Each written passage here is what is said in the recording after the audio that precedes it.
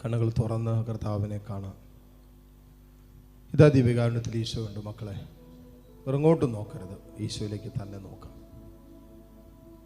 നിന്റെ സങ്കടങ്ങൾക്ക് ഇതാ ഈ നിമിഷം ഈശോ പ്രതിഫലം തരും. നിന്റെ വേദനകൾക്ക് കർത്താവ് വിരാമം ഇടാൻ പോവാ. നിന്റെ ജീവിതത്തിൻ്റെ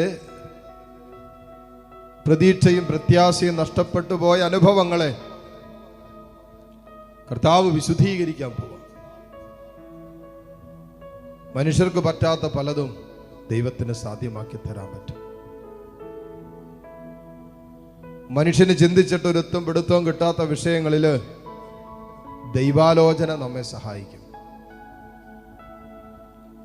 നമ്മുടെ കണക്ക് കൂട്ടലുകൾ പരാജയപ്പെടുന്നിടത്ത് ദൈവത്തോട് ചേർന്ന് കണക്ക് കൂട്ടാൻ നമ്മൾ പഠിച്ചാൽ നമ്മൾ ജീവിതത്തിൽ വിജയിക്കുന്നവരായിട്ട് മാറും.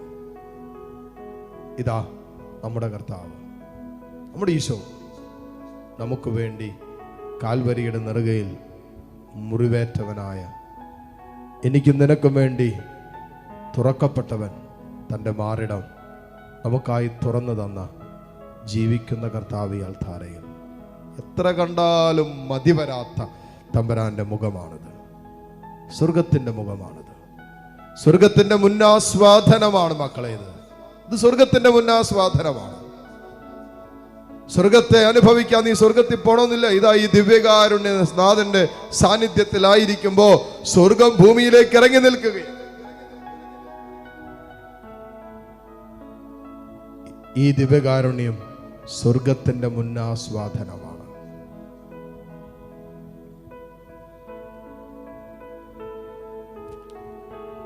ഈശോയെ, ഈശോയെ, ഈ ഒരു ആനന്ദവും ഈ ഒരു സ്നേഹവും ഈ ഒരു സാന്നിധ്യമൊക്കെ അനുഭവിക്കാൻ ഈ സായനത്തിൽ നീ ഞങ്ങളെ തിരഞ്ഞെടുത്തല്ലോ. ഞങ്ങളുടെ പല സ്വപ്നങ്ങളും ഞങ്ങളുടെ പല പ്രതീക്ഷകളും തകർന്നിട്ടുണ്ടാകാമെന്ന് ഇല്ലേ? നീ ആലോചിച്ചതും നീ തീരുമാനിച്ചതും നീ മനസ്സുകൊണ്ട് ഉറപ്പിച്ചതൊക്കെ പലതും പരാജയപ്പെട്ടുണ്ടാകാം, തകർന്നു പോയിട്ടുണ്ടാകാം. പക്ഷെ ഒരു കാര്യം വിശ്വസിക്കും മോനെ, നീ ദൈവത്തോട് ചേർന്നിരുന്നാൽ നിനക്ക് വേണ്ടി ദൈവം കണക്ക് കൂട്ടിയിട്ടുണ്ട്.